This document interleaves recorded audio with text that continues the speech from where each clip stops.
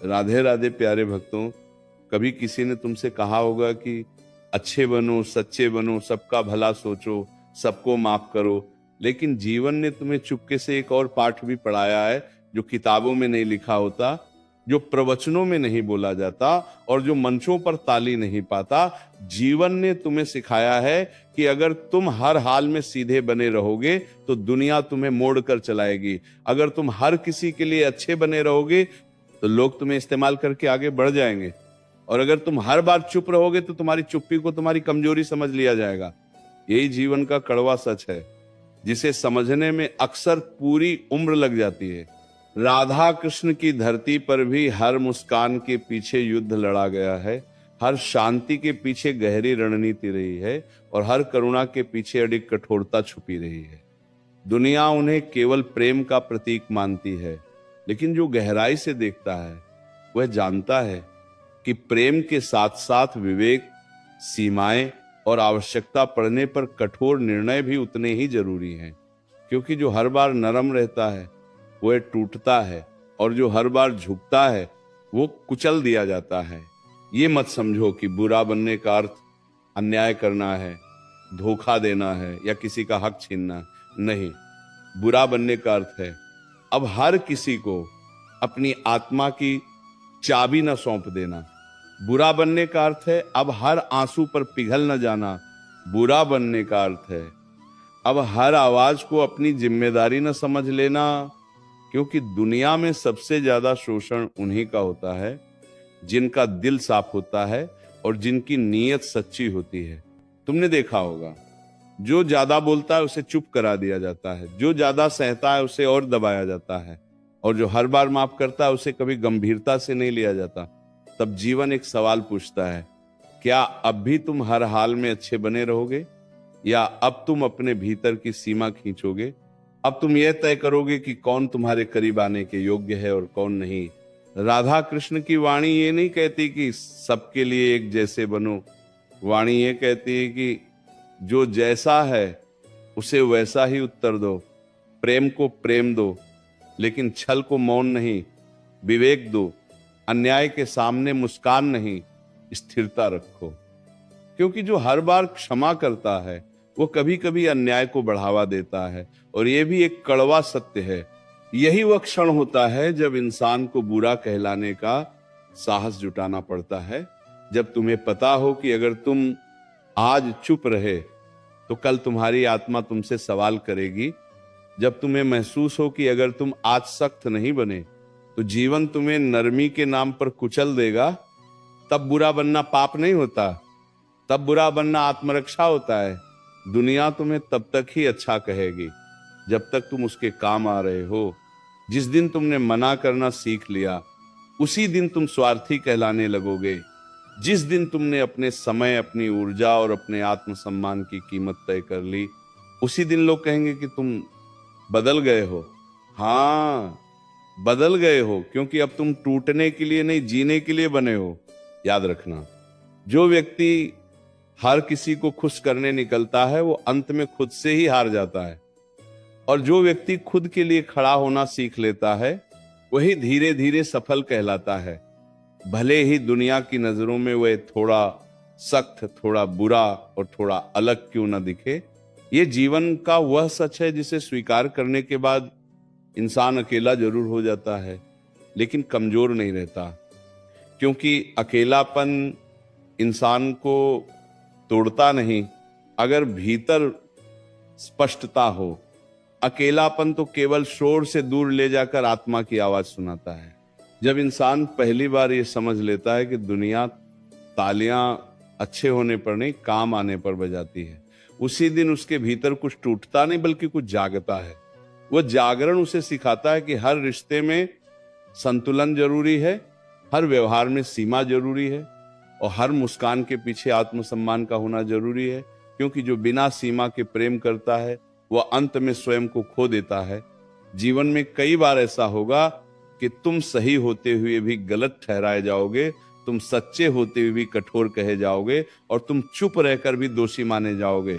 तब तुम्हें यह याद रखना होगा कि सत्य हमेशा मधुर नहीं होता और न्याय हमेशा कोमल नहीं होता। हम कभी कभी न्याय का स्वर शांत होता है, लेकिन निर्णय अडिग होता है।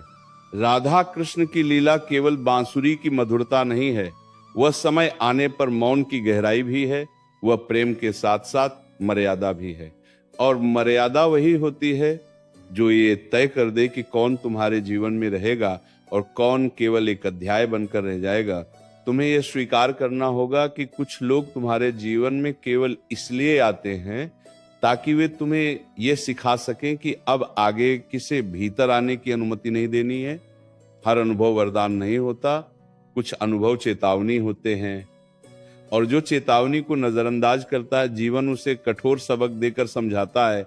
बुरा बनने का एक अर्थ ये भी है कि अब तुम हर बार अपनी सफाई देने नहीं जाओगे, अब तुम हर आरोप को अपना बोझ नहीं बनाओगे, अब तुम हर गलतफहमी को सुधारने में अपनी ऊर्जा नहीं जलाओगे, क्योंकि जो तुम्हें समझना चाहता है उसे शब्दों की जरूरत नहीं होती, और जो नहीं समझना चाहता उसे शब्द भी बदल नहीं पाते। यही वो मोड़ होता है जहां इंसान शांत दिखता है लेकिन भीतर से बेहद मजबूत हो चुका होता है। लोग समझते हैं कि तुम उदास हो गए हो, लेकिन सच्चाई ये होती है कि तुम जागरूक हो गए हो, तुमने सीख लिया होता है कि कहाँ बोलना है, कहाँ रुकना है और कहाँ से हमेशा के लिए आगे बढ़ जाना है। जीवन में सफल वही नहीं होता जो सबसे ज्यादा मुस्कुराता है, सफल वही होता है जो जरूरत पड़ने पर मुस्कान रोक भी सकता है, जो जरूरत पड़ने पर कठोर भी हो सकता है, जो जानता है कि हर युद्ध तलवार से नहीं लड़ा जाता, कुछ युद्ध दूरी बनाकर जीते जाते हैं। जब तुम बदलते हो तो लोग तुम्हारे पुराने रूप को याद करके तुम्हें दोष देंगे। वे कहेंगे पहले तुम ऐसे नहीं थे। हाँ, पहले तुम ऐसे नहीं थे क्योंकि पहले तुम्हें चोट का अर्थ नहीं पता था, पहले तुम्हें अपनी कीमत का एहसास नहीं था, पहले तुम हर किसी के लिए उपलब्ध थे और अब तुम केवल उन्हीं के लिए हो जो तुम्हारी आत्मा की कद्र करना जानते हैं। ये परिवर्तन आसान नहीं होता। कई रातें बेचैन गुजरती हैं, कई बार मन सवाल करता है कि क्या सही कर रहे हो, क्या कठोर हो जाना ठीक है, लेकिन फिर जीवन तुम्हें वही चेहरे दिखा देता है, वही व्यवहार दोहरा देता है और वही अनुभव फिर सामने रख देता है। तब तुम्हें उत्तर मिल जाता है। याद रखना, कोमलता तभी सुंदर लगती है जब वो मजबूरी न हो, और कठोरता तभी पाप बनती है जब उसमें अहंकार हो। लेकिन अगर कठोरता आत्मरक्षा के लिए हो तो वो साधना बन जाती है। धीरे धीरे तुम ये भी देखोगे कि जिनसे तुमने दूरी बनाई वही तुम्हारी शांति का कारण बन गए, जिनसे तुमने उम्मीदें कम की वही तुम्हारे मन को हल्का कर गई, और जिनके लिए तुमने खुद को चुना वही तुम्हें आगे बढ़ता हुआ देखना चाहते हैं। यही वो अवस्था है जहां इंसान कम बोलता है लेकिन उसकी उपस्थिति भारी होती है, जहां उसे साबित करने की जरूरत नहीं रहती, जहां वो जानता है कि उसे क्या चाहिए और उससे भी ज्यादा वो जानता है कि उसे क्या नहीं चाहिए। एक समय ऐसा आता है जब इंसान थक जाता है, समझाते समझाते, निभाते निभाते और खुद को सही साबित करते करते। तब वो अचानक कठोर नहीं होता, वो बस खाली हो जाता है, और ये खालीपन ही उसे सिखाता है कि अब ऊर्जा वहां खर्च करनी है जहां उसका मूल्य हो, क्योंकि जो हर जगह खुद को लुटाता है वो अंत में खुद के पास कुछ नहीं छोड़ पाता।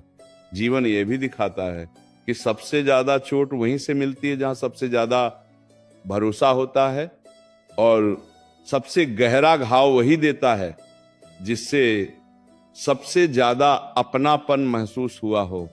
तब मन पूछता है क्या गलती मेरी थी, और उत्तर धीरे से आता है, गलती ये थी कि तुमने अपनी सीमा नहीं बनाई, तुमने ये नहीं देखा कि कौन तुम्हारे भावों को समझ रहा है और कौन सिर्फ उनका लाभ उठा रहा है। राधा कृष्ण भाव में यही तो रहस्य है। प्रेम पूर्ण है लेकिन अंधा नहीं, समर्पण गहरा है लेकिन आत्मविस्मृति नहीं। वहां यह स्पष्ट है कि जहां आदर समाप्त हो जाता है वहां दूरी धर्म बन जाती है, और ये दूरी द्वेष नहीं होती, ये आत्मा की रक्षा होती है। जब तुम ये सीख लेते हो कि हर किसी को उत्तर देना आवश्यक नहीं, हर बात पर प्रतिक्रिया देना जरूरी नहीं, और हर रिश्ते को बचाना तुम्हारा कर्तव्य नहीं, तब तुम्हारे भीतर एक शांति उतरती है वह शांति बाहर से कठोर दिख सकती है, लेकिन भीतर से वो अत्यंत स्थिर होती है। लोग अक्सर कहते हैं कि तुम बदल गए हो, पर सच यह है कि तुम जाग गए हो। पहले तुम हर शब्द पर रुक जाते थे, अब तुम केवल अर्थ पर रुकते हो। पहले तुम हर आंसू पर पिघल जाते थे, अब तुम आंसुओं के पीछे का कारण देखते हो। ये बदलाव क्रूरता नहीं है, ये परिपक्वता है। जीवन में आगे बढ़ने के लिए कभी कभी उन लोगों से भी आगे निकलना पड़ता है जिनके साथ कभी कदम से कदम मिलाकर चले थे, और ये सबसे कठिन होता है, क्योंकि शरीर नहीं, मन रुकता है, यादें खींचती हैं, लेकिन जो पीछे रह जाता है वो हमेशा प्रिय नहीं होता। कभी कभी वो सिर्फ परिचित होता है। बुरा बनने का एक और अर्थ है, अब तुम खुद को हर कीमत पर सही साबित नहीं करोगे। तुम ये स्वीकार कर लोगे कि कुछ लोग तुम्हें गलत ही समझेंगे, चाहे तुम कितना ही सत्य क्यों ना बोलो, और ये स्वीकार करना तुम्हें हल्का कर देगा, क्योंकि अब तुम्हारा आत्मसम्मान दूसरों की राय पर नहीं टिका होगा। धीरे धीरे तुम ये भी देखोगे कि तुम्हारी चुप्पी लोगों को असहज करने लगी है, क्योंकि पहले तुम सब कुछ सह लेते थे, अब तुम बस देखते हो। पहले तुम बहस करते थे, अब तुम मुस्कुराकर हट जाते हो।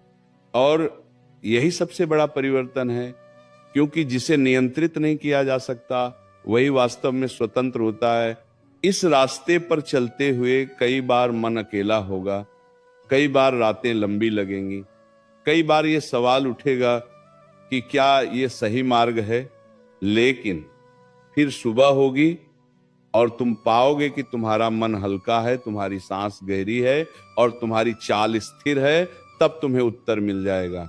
यही वह अवस्था है जहां इंसान बाहरी सफलता से पहले भीतरी जीत हासिल कर लेता है, जहां वह जानता है कि उसे क्या खोना है और क्या बचाना है।